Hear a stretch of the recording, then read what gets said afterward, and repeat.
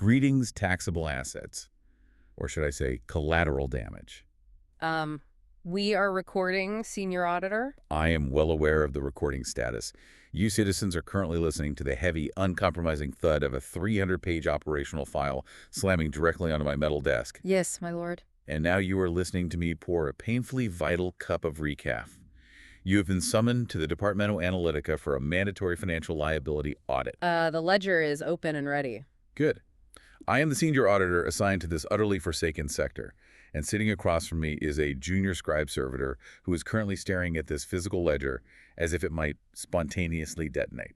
I am just preparing the source data. We are not here to entertain you today. We are not here to validate your childish civilian fantasies of aerial combat or lone wolf heroism. No, absolutely not. We are here because a civilian contractor operating under the public designation Tau Tactics has submitted a preliminary after-action report to our databanks. I have the file right here, Auditor. The file is titled, and I quote, "With immense and physical disdain, Twin Lance Battle Report and First Impressions." With an exclamation mark, yes. An exclamation mark. As if fiscal negligence is something to be excited about.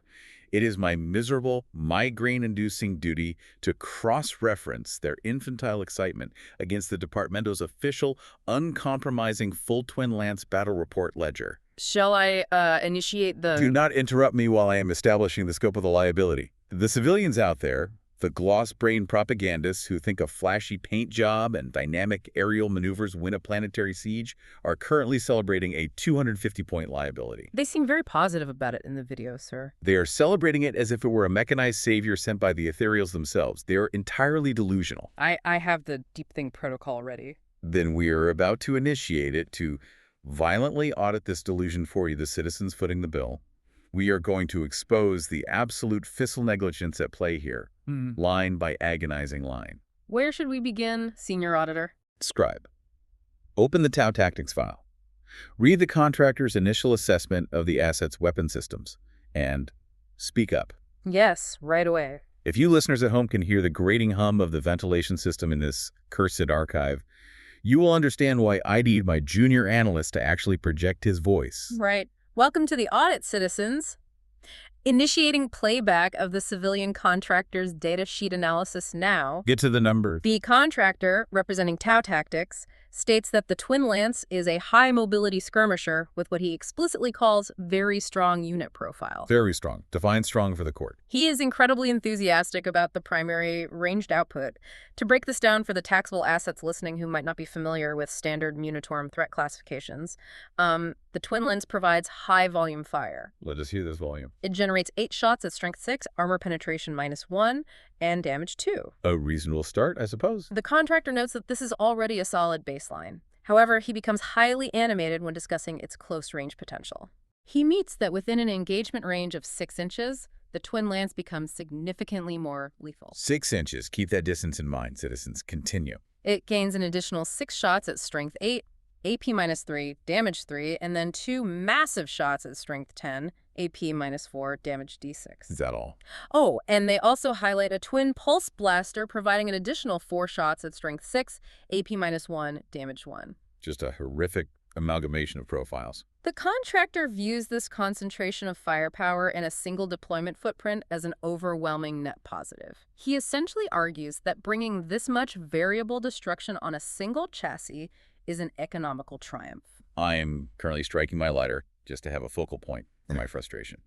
Listen to that spark. It is a lot of guns, Auditor. Let us translate this civilian excitement into actual battlefield economics, shall we? What the contractor from Tau Tactics is describing is not an economical triumph. No. It is a fundamental failure of logistical dispersion. It is the classic military debate of volume versus precision, heavily weighted toward a wildly inefficient middle ground. How do you mean? I call this specific tactical trap the breacher horizon. Let us look at the cold, unforgiving mathematics of this 250-point investment. I have the comparative cost analysis right here. For the exact same cost of this single, fragile Twin Lance entity, the Empire could field what I refer to in the ledger as a saturated system. Ah, the saturated system. Scribe, for the benefit of the uninitiated civilians listening to this audit, please explain the components of a saturated system and what that 250 points actually buys on the open market. Certainly, Senior Auditor. For those of you analyzing the logistics at home, a saturated system in this context consists of 2 full breacher teams mounted inside 2 devilfish armored transports. A proper military deployment. A breacher team is a squad of 10 highly aggressive, close-quarters infantry specialists designed to breach and clear objectives. The Devilfish is their dedicated, heavily armored transport hover tank. And the cost? If we run the numbers, 2 squads of breachers and 2 Devilfish transports come out to approximately 240 to 260 points, depending on current Munitorum adjustments. Virtually identical cost. And what is the yield? From the breachers alone, assuming they have disembarked and are firing at their optimal profile, you generate 40 shots at strength 6, AP-1, damage 1. 40 shots. If you add the secondary vehicle fire from the 2 Devilfish, including their burst cannons and seeker missiles, you are far exceeding the baseline volume of the Twin Lance. You are flooding the combat zone with localized munitions. Exactly. You are flooding the zone. But it is not just about rolling handfuls of dice, Scribe. Wars are not won in a vacuum. They are won on the geometry of the battlefield. The physical space, yes. The Twin Lance gives you one concentrated target. It has a single geographic footprint. It projects threat from one singular, highly predictable vector. While the saturated system... The saturated system gives you 4 distinct autonomous targets. You have 2 squads of infantry and 2 armored chassis. You are occupying 3 or 4 different quadrants of the board simultaneously. That is a lot of coverage. Let us talk about physical board presence, citizens. With a saturated system, you have 22 distinct physical footprints, 20 infantry bases, and 2 large vehicle hulls to physically screen out enemy deep strikes and control movement lanes. The Twin Lance gives you a meager 2-model cell. Furthermore, let us audit the objective control characteristic. Controlling territory is how you win campaigns. The saturated system generates over 24 points of objective control. Let me check the Twin Lance datasheet. Don't bother, I know it. The Twin Lance brings a statistically pathetic objective control of 3 to 5. Depending on its operational status. That is quite a deficit. That is not tactical flexibility, Scribe. That is putting all your swans in a single paper bag, setting it in the middle of the battlefield, and handing it to the enemy. I hear your point on the point cost and the board presence, Senior Auditor, but aren't we ignoring the unit's specialized rules? I ignore nothing. The ledger is comprehensive. The contractor from Tau Tactics is particularly enamored with an ability I will call guiding agnosticism. Explain it for the civilians. If I may explain the standard Tau army rule for the citizens listening, normally the Tau military operates on a synergistic system called for the greater good. A logistical chain of command. Right. One unit acts as an observer, guiding a secondary unit, the guided unit, which then receives significant bonuses to its ballistic skill. However, the Twin Lance largely bypasses this requirement. The rule states that each time a model in the Twin Lance unit makes a ranged attack that targets the closest eligible target, the unit automatically gains sustained hits and ignores cover. The closest eligible target. Keep reading. Sustained hits mean that critical successful rolls generate additional free hits. The contractor explicitly states this is a really strong ability. Really strong. His words. Yes. He suggests it signifies a design shift toward units that function independently of the guided mechanics of the broader Army rule. He views this standalone autonomous capability as a massive operational upgrade. I'm taking a very long, very deep swallow of this acid-tasting recaf just to stomach that level of tactical naivety. Does the recaf help, my lord? It burns the ignorance away. A massive operational upgrade. Only a civilian could look at a strict targeting restriction and call it a feature. You view the closest target rule as a restriction, then? This is what I have documented in the ledger as the Overkill Problem, manifesting in real time. The contractor is celebrating the fact that this unit operates outside the standard logistical supply chain of the Army. He thinks autonomy equates to efficiency. It does seem to save on support units. Let us audit this independence for the taxable assets listening. The Twin Lance is designed to dump 10, 15, sometimes 20 damage into targets at close range. Remember those profiles I read earlier, the damage 3 and damage D6 profiles? Now remember the restriction. The buffs only trigger if they target the closest eligible unit. If the closest target is a basic 2-wound infantry model, all of that multi-damage output is completely wasted. You are applying anti-tank ordnance to organic chaff. You are using a sledgehammer to kill a singular insect. So the damage does not carry over to other models? No, it does not. Meanwhile, if you applied the saturated system approach with the breachers, you would be firing 60-plus infantry shots. A volume approach. When you guide those 60 shots using inexpensive support units like stealth suits, granting them the ability to hit more reliably and re-roll their failures, your wound probability scales exponentially across multiple targets. So you distribute the damage efficiently. You kill exactly what needs to be killed, and no value is wasted on overkill. That makes mathematical sense, Auditor. But Tau Tactics seems to imply that you can use the Twin Lance's mobility to ensure the closest target is the one you actually want to destroy. Oh, they do they? Yes, they frame it as a positioning puzzle that a skilled commander can solve. A positioning puzzle that relies entirely on the opponent being completely brain dead. Is it really that easily countered? The tactical counter to this Twin Lance rule is so embarrassingly simple it makes my teeth ache, because the rule triggers strictly on the closest eligible target. A moderately intelligent opponent will simply employ the doctrine of chaff redirection. Chaff redirection. I'm pulling up the file on that doctrine now. For the citizens listening, chaff refers to the absolute cheapest, most expendable units an army can field. We're talking about 50-point units of chaos cultists, shambling poxwalkers, or swarms of nurglings. Basically, biological speed bumps. The enemy commander will simply push these worthless assets to the very front of their line, directly into the 6 to 12-inch engagement bubble of your precious Twin Lance, creating a physical barrier. This forces the Tau player into a mathematically losing choice. Either target the 50-point screening unit to get your sustained hits and ignores cover buffs, or target the actual high-value armor sitting right behind them and lose the buffs you just paid 250 points to access. So the Twin Lance is forced into inefficiency either way. The 250-point Twin Lance wastes its premium damage output on penny stock violence. Penny stock violence. You are trading a quarter of your army's strategic value for the privilege of vaporizing literal garbage. Scribe, let us move past the guns. Continue to the physical profile. Yes, Auditor. Read me the contractor's delusions of grandeur regarding the unit's aesthetic and narrative purpose. I need a good laugh. The video analysis provided by Tau Tactics spends a considerable amount of time noting the dynamic posing of the physical models, my lord. Dynamic posing, as if the pose deflects incoming bolter fire. The contractor heavily implies they are meant to act as high-speed, untouchable aces. He references their ability to move fluidly, framing them as a fast-moving, high-agility asset that can dance around the battlefield. Dance around the battlefield. He claims they can win through individual pilot brilliance and limit-breaking speed.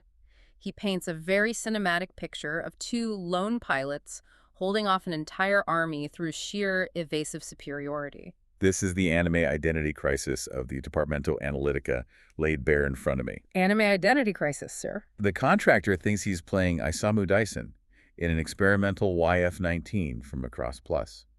He looks at the dynamic plastic poses, the sleek lines, the illusion of speed, and he applies a narrative trope to a mathematical spreadsheet. He does seem very attached to the visual narratives. He genuinely believes he has purchased a legendary ace pilot. Let me tear apart this Macross Plus trope with the cold, hard numbers of the datasheet. I have the keywords pulled up. First, they lack the stealth keyword. For the civilians, the stealth keyword is a game mechanic that makes a unit mathematically harder to hit at range, representing electronic warfare, active camouflage, or extreme evasion.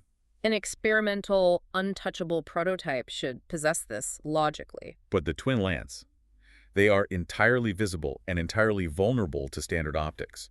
They have zero innate evasive mitigation. That is correct. No stealth keyword. Second, and far more damning, is their weapon skill. Look at the ledger, Scribe. What is their weapon skill for close quarters combat? Checking the physical characteristics now. It is a 4+ says Senior Auditor. A 4+ says. Exactly. They are not Night Sabers from Bubblegum Crisis. No, they are not. They are boomers. Yeah. Heavy, clunky, mass-produced combat androids that completely lack finesse. Their melee combat is subpar then. The manufacturers wanted to sell us an elite, highly advanced power suit, but they gave it the accuracy of a blinded recruit. Let us do the melee math for the audience, since the contractor is so keen on pushing them aggressively into the midboard. Generating a combat simulation now. Let us imagine the Twin Lance charges into a standard 10-man Terminator squad. Terminators are the heavy infantry benchmark of this galaxy, walking tanks with heavy armor and energy shields. A very common threat profile. The Twin Lance has roughly 6 to 8 melee attacks. At a weapon skill of 4+8, they statistically miss 50% of their strikes before armor saves are even rolled. So out of 8 dice? You roll 8 dice, and 4 of them immediately fail. You will land 3, maybe 4 hits, Then you must roll to wound. And then the Terminators get their saves. Then the Terminators get to roll their invulnerable saves, which absorb the damage regardless of armor penetration. After all the math settles, this 250-point Apex unit might kill 1 or 2 models before being completely swamped and violently dismantled by the surviving Terminators. If I may add a technical addendum to that scenario, Senior Auditor. What is it, Scribe? The Twin Lance also possesses the vehicle keyword. In the current edition of the rules, there is a mechanic known as Big Guns Never Tire. I am aware of the rule. This allows vehicles to shoot their ranged weapons even while locked in close combat, which sounds beneficial for a unit with strong close-range guns. However, state the caveat. The caveat is that any heavy or standard range weapons fired into their own engagement range suffer a -1 penalty to the hit roll. A vital observation, Scribe. A fatal flaw in the contractor's reasoning. It reduces their accuracy significantly. So let us paint the full picture. Your high-speed ace pilot gets bogged down in the mud by heavy infantry. When they try to shoot their way out using their vaunted point-blank profiles, that penalty kicks in. Their ballistic skill is usually 3+ Zeus, so with a -1. Suddenly they are hitting on 5s. They're missing 66% of their shots. That is a terrible return on investment. They have the look of a cutting-edge prototype, but the actual battlefield functionality of a glorified, heavily armed tractor. A tractor. Yeah. The math does not support the cinematic fantasy. Let us move on to the movement rules. Let us examine the absolute deficit spending required to keep this tractor running. Read the next section. Section 2 of the Tau Tactics Review covers what the contractor calls advanced utility. Advanced utility. Let's hear it. The contractor reads a specific datasheet rule regarding movement.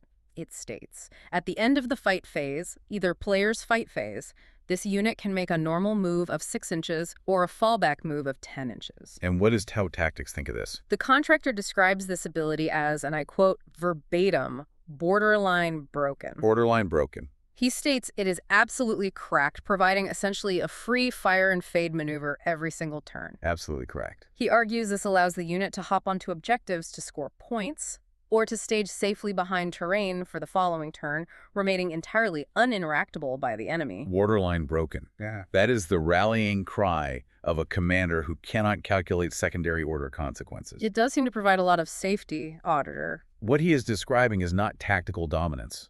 It is a fundamental flaw I call the elastic band effect. The elastic band effect. Let us explain this to the taxable assets. To gain the benefit of their specific weapon profiles, remember that Strength 11 breakpoint and the closest target buffs we discussed. Yes, the 6-inch engagement bubble. To get those buffs, the Twin Lance must be placed dangerously close to the enemy lines. They must stretch the Tau operational line forward, deep into the midboard. Pushing ahead of the main army. By moving forward to activate their offensive rules, the player creates a massive geographical overextension. And then comes the retreat. The 6-inch move at the end of the fight phase. That move is the snapback of the elastic band.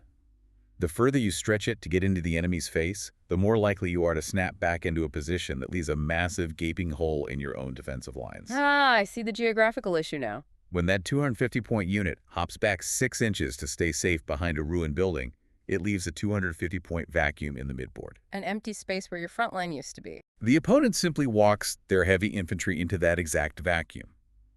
The Twin Lance is safe, yes, but the physical space it vacated is now a staging ground for the enemy. So you preserve the unit but lose the territory. You are actively conceding board control to protect a single, overpriced asset. And that is just the geographical cost. Let us look at the economic cost, the sheer fiscal irresponsibility of it. The resource management side. Read the contractor strategy for deploying them. How does he keep them alive before they stretch the band? The contractor notes that he frequently relies on specific strategic commands, known as stratagems, to ensure their survival. Stratagems, right. He details using the rapid ingress stratagem to drop them onto the board safely during the opponent's turn, allowing them to arrive behind cover. That is one stratagem. Then, during his own turn, he combines their innate movement with the Torchstar Gambit stratagem, a specific tool within the Retaliation Cadre detachment that allows a unit to move an additional d6 inches after shooting. And his conclusion on this combination. He calls this resource loop a bread-and-butter tool for the detachment. Welcome to the command point death spiral, citizens. The death spiral. Let me break out the command point-to-points rationing ratio for the listeners at home. Command points, or CP, are the logistical lifeblood of any planetary engagement. Think of them as priority requisition forms. You use them to activate those critical stratagems I just mentioned. In a standard 5-turn competitive game, a competent commander will generate approximately 10 to 12.5 command points over the entire match. It is a strictly finite resource. Very finite. The contractor's ideal activation, what I have officially labeled the zombie loop, requires 1 command point for rapid ingress and 2 command points for the Torchstar Gambit per cycle. So that is a baseline operational cost of 3 command points per turn. 3 command points just to allow this unit to function without being instantly vaporized by return fire. If I am calculating this correctly, Senior Auditor, if a player wants the Twin Lance to perform this broken loop for just 3 of the 5 turns, they will have spent 9 command points. Let that mathematically sink into your primary processing node, Scribe. 9 out of 12 points. That is staggering. The contractor is bankrupting 75% of his total strategic currency for a single unit that represents 12.5% of his total army points. It creates a massive imbalance. This is not a strategy. This is a tactical drought. The rest of the 1,750-point military machine is left starving in the dark. The rest of the army has nothing to spend. Your heavy support units, your broadsides, your riptides, your ghost keels, they are the backbone of the army.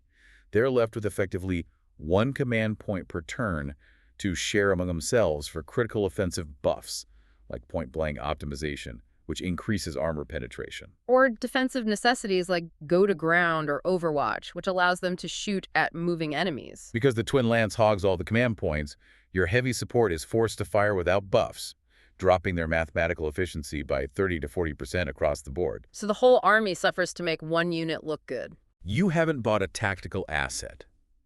You have bought a strategic black hole. And it gets mathematically worse. Look at the keywords, Scribe. The keywords. What else is printed on that data card? We need to audit their vulnerability profile. Scanning the keyword registry now. The keywords are character, vehicle, battlesuit, walker, fly, and twin lance. Read the first 2 again. My lord, they possess the character keyword and the vehicle keyword simultaneously. They are a 2-model character vehicle unit. Do you understand what that means for secondary scoring in a competitive match, Scribe? It makes them vulnerable to specific bounties. For the citizens listening, secondary objectives are specific missions you choose to score additional points. 2 of the most common are Assassination, which rewards points for killing characters, and Bring It Down, which rewards points for destroying vehicles. And because the Twin Lance holds both keywords? Because they hold both, they are walking, hovering bullseye. They bleed points. They're the most expensive unit on the board, and therefore the primary target for every single piece of anti-tank weaponry the opponent possesses. Destroying them yields a massive point swing. If they're wiped out, you aren't just losing 250 points of board presence. You are actively handing your opponent a massive spike in their secondary score. And to fuel the CP addiction I just outlined, the player is forced into a secondary purchase. A secondary purchase. I call it the Ethereal tax.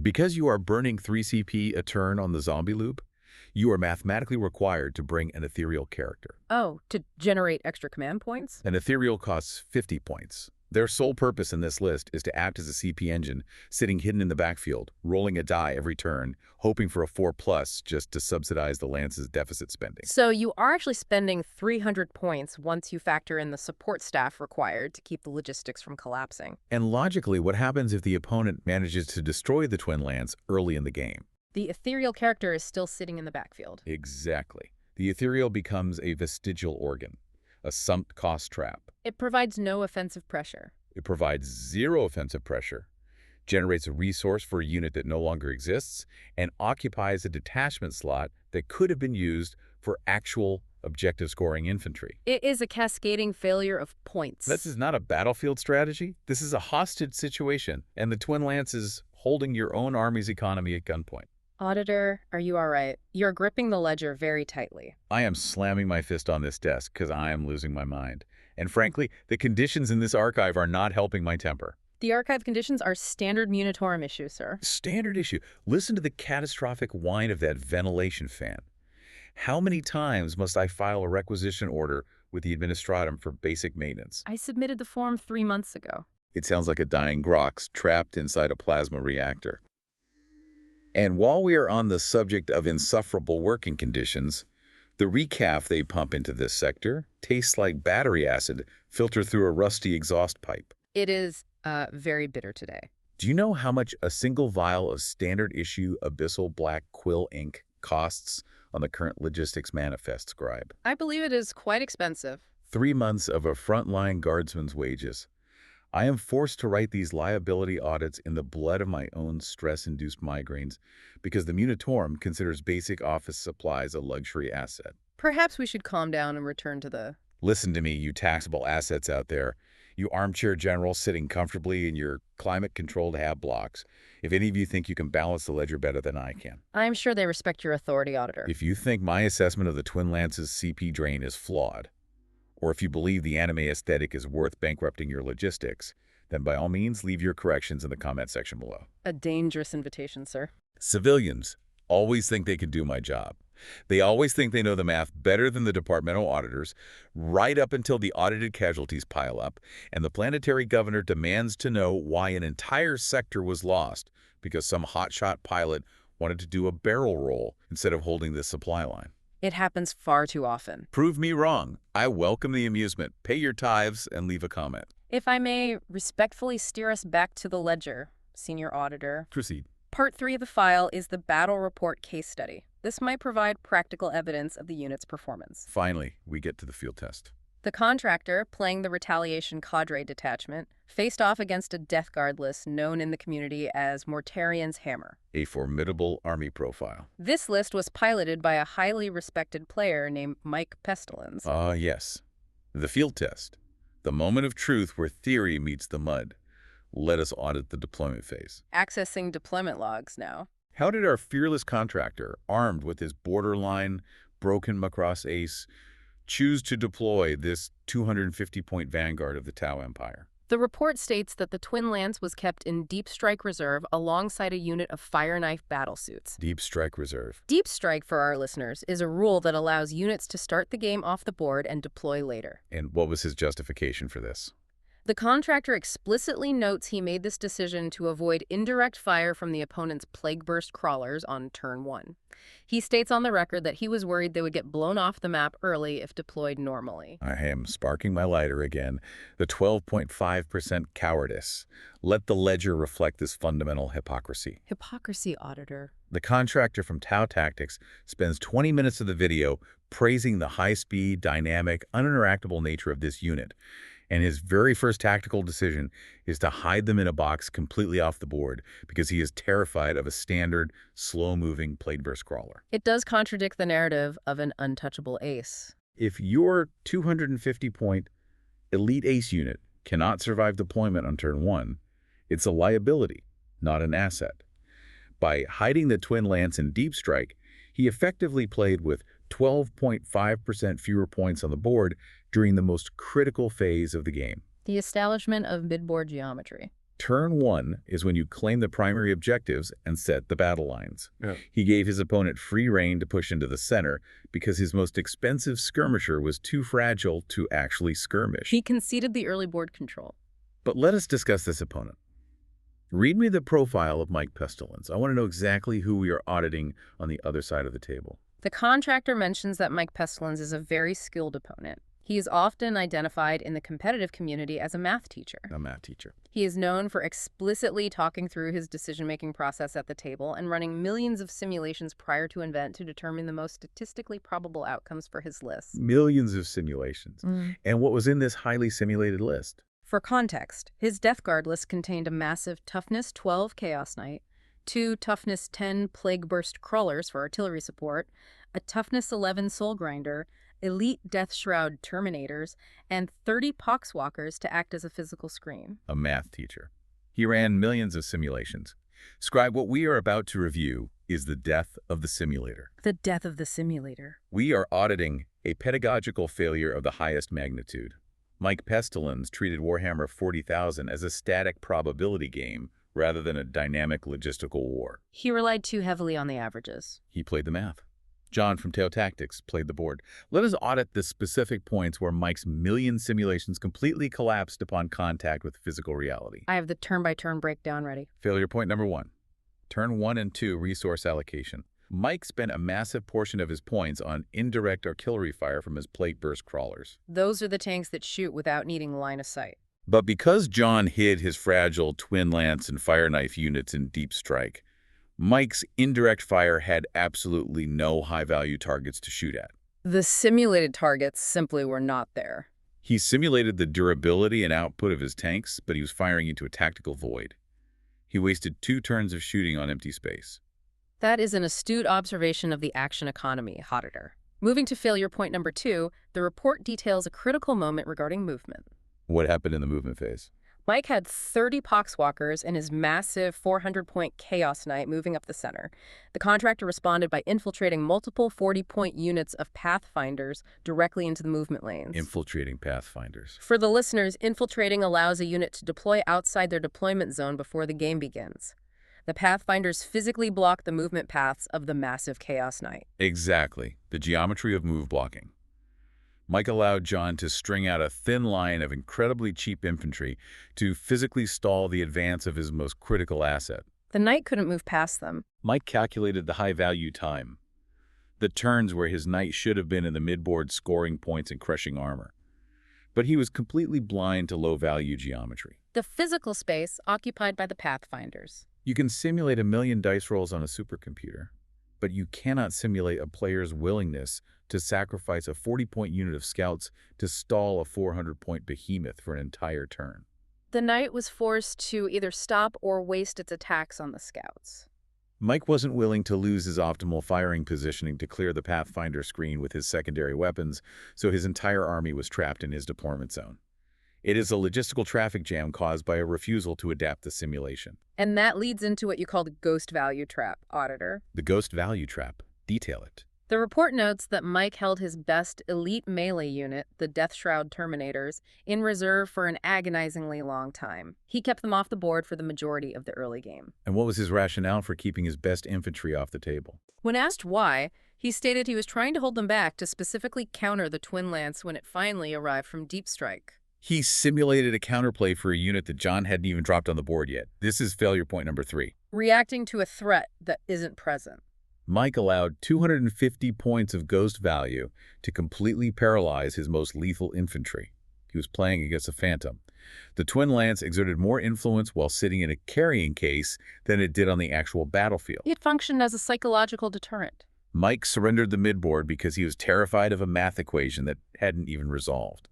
And while Mike was paralyzed by his own simulations, the actual tail army, the units that were actually deployed, systematically dismantled his front line. This is where the battle report takes an interesting turn, Senior Auditor.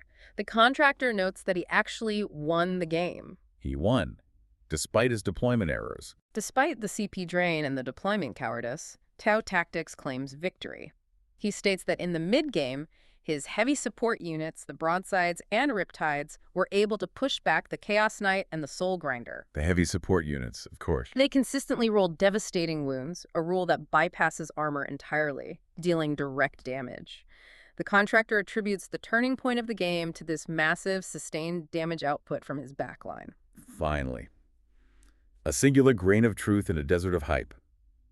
Let us audit the Strength 12 versus Toughness 12 breakpoint for the taxable assets at home. The force-on-force lethality threshold. Yes, the force-on-force lethality threshold, and it is the exact unglamorous reason John actually won the game. Let us break down the mechanics.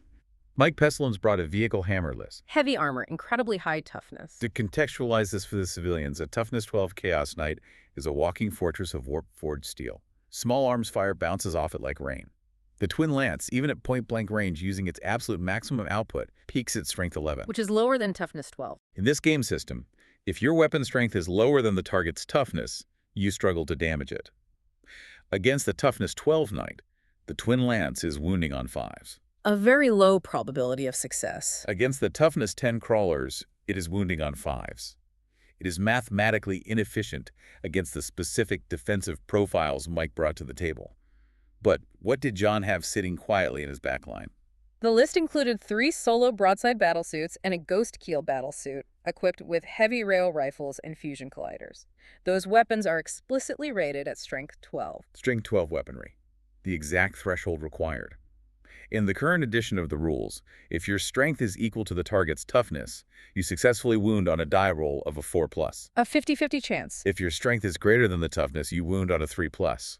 John's broadsides were wounding Mike's 400-point knight on 4s and 3s consistently. And because railguns inherently possess the devastating wounds rule? When John rolled critical hits, he was completely nullifying Mike's invulnerable saves and heavy armor. Mike brought a vehicle hammer to a railgun fight. So the Twin Lance wasn't dealing the critical damage? The Twin Lance was completely irrelevant to the actual subtraction happening on the board. The heavy lifting, the systemic deletion of Mike's core assets, was performed entirely by the traditional saturated system components of the Tau gun line. The broadsides did the math. The broadsides broke the back of the Death Guard armor. The Twin Lance just danced to the background, dodging shrapnel and draining command points. Which brings us to the climax of the Contractor's video. Read me the Turn 5 conclusion, Scribe. How does the Contractor justify his shiny new toy? The Contractor states that in the final turns of the game, the Twin Lance utilized its specialized 6-inch end-of-fight phase move. The elastic snapback. They used this free movement to hop onto an objective marker, securing a critical 5-point swing on the primary mission. This secondary movement ultimately sealed a narrow 1-point victory with a final score margin of 1 point. A 1-point margin. The Contractor credits this maneuver as definitive proof that the unit is, quote, cracked, and praises them as being entirely uninteractable and game-winning for the duration of the match. I am closing this file. I am slamming it shut right now. Mind the inkwell, Auditor. This is the Twin Lance scam in its purest form. It is the illusion of the Janitor.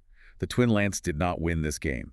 But the 5 points? It acted as a 250-point Janitor that walked in after the broadsides had already leveled the entire building, picked up a single piece of rubble, and claimed credit for clearing the site. Think about the logistics, Scribe. Think about the sheer absurdity of the claim. Securing an objective is important, though. At the end of Turn 5, the Twin Lance moved 6 inches to secure an empty objective for 5 points. Do you know what else could have moved 6 inches to secure that empty objective? Any unit with a movement characteristic. A 50-point unit of crude carnivores. A 65-point unit of stealth suits. Any basic infantry unit with an objective control characteristic greater than 0 and a standard movement profile could have performed that exact same action. That is true. Yeah. You don't need a 250-point unit just to stand on a circle. John is attributing the victory to the broken rules of his shiny cinematic ace pilot, completely ignoring the fact that the logistical heavy lifting was done by the broadsides and riptides that he treats as unglamorous secondary characters. The supporting cast won the war. He nearly lost a game he should have won by a landslide because he wasted 250 points and 9 command points on 2 Macross models that spent half the game hiding in a deep strike box and the other half failing to mathematically threaten a toughness 12 knight. It was a very close victory. The system won the game. The heavy weapons won the game.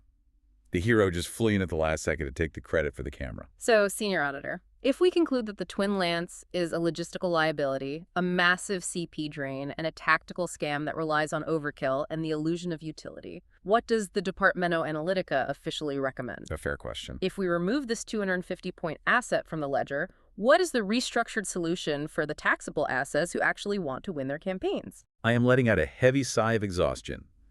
I am flipping to the back pages of this thick parchment ledger. The logistical solution section. We implement the logistical solution. We deploy the saturated system. If you hand me the ledger for this retaliation cadre list, the very first thing I do is cross out the Twin Lance with heavy red ink. And what do we requisition in its place? In its place, I requisition a second Ghost Keel battlesuit equipped with a fusion collider. Let us audit the results of this single systemic swap for the audience. Loading the Ghost Steel profile. Result 1. Lower cost, higher floor. The Ghost Keel costs exactly 160 points. We have immediately saved 90 points. What do we do with those points, Scribe? We reinvest them into the saturated system. We reinvest them into additional stealth suit units. We now have significantly more guiding potential across the board, providing crucial rerolls to our broadsides, elevating their hit probability and their lethal output. That solves the support deficit. Result 2. Command point liquidity. This is vital. The Ghost Keel costs exactly 0 command points to survive. 0 CP. Because it possesses the lone operative and stealth keywords innately. For the civilians, lone operative means the unit literally cannot be targeted by ranged attacks if the attacker is further than 12 inches away. It forces the enemy to close the gap. It does not need a complex jump-shoot-jump zombie loop to stay safe. It simply exists on the board, daring the opponent to close the distance. By removing the Twin Lance's 3 CP per turn tax, we free up massive liquidity in our strategic currency. We cure the tactical drought. Those command points can now be spent offensively on the broadsides to use stratagems that actually delete enemy armor, or defensively to keep the critical riptides alive. We have cured the tactical drought. And if we look at the offensive output of that swap, Auditor, we see a shift in target priority. Exactly. Result 3, the lethality shift. We replace the Twin Lance's high-volume, Strength 6 output, which relies on mathematically improbable 6s to wound a Toughness 12 knight, with a Strength 12 fusion collider from the Ghost Keel that wounds on 4s and deals catastrophic high-penetration damage. A much more reliable anti-armor profile. By making this swap, we elevate the entire army's average strength profile from a shaky 9.5 to a dominant 11.2. We raise the mathematical floor of the army. It creates a much more stable foundation for the list. John didn't buy a solution to his tactical problems. He bought a 250-point problem that required constant babysitting and resource funneling. Mike Pestilens' math teacher brain literally couldn't have solved a dual Ghost Keel midboard presence without severely overextending his Chaos Knight into the teeth of 3 waiting broadsides. The simulations would have failed against the physical blocking of the Ghost Keels. The saturated system is simulation-proof because it relies on the inescapable math of board occupancy, untargetable physical blockers, and high-strength subtraction. Play the system scribe. Never play the ace. The logic is sound, Senior Auditor. The ledger balances out heavily in favor of the saturated system. I will append these findings to the official report immediately. Look at this datasheet, scribe. Look at the glossy artwork provided by the contractor. It is very colorful. It is a tragedy, really. In a dark, dying galaxy where every sector is bleeding and every single ledger is written in the red ink of acceptable casualties, commanders are so desperate for saviors. They want a hero to look up to. They want to believe in the hero. They want to believe that a shining, high-tech prototype dropping from the sky on pillars of fire can single-handedly turn the tide of a doomed campaign. They are so incredibly desperate for that cinematic moment that they will willingly bankrupt their own armies. They sacrifice the many for the glory of the few. They will starve their own infantry of command resources and compromise their entire logistical network just to watch 2 pilots dance between the raindrops for a few fleeting turns. It is a fundamentally flawed romanticism. But wars aren't won by aces in prototype suits. They aren't won by flashy, evasive maneuvers or limit-breaking speeds. Wars are won by logistics. They are won by attrition. By the number. They are won by the cold, boring mathematics of supply lines, objective control, and the faceless, uncelebrated masses holding the line in the mud while the artillery does its grim work from the horizon. The Twin Lance is just an anime distraction. A very expensive toy. A beautiful, overpriced toy designed to make you forget the cold, inevitable arithmetic of the grave. The system always wins because the system doesn't care about glory. It only cares about the ledger. I will close the file now, Auditor. For the love of the Empire, tap that like and hit subscribe. The recording is ending. Dismissed. Pay your tithes, citizens.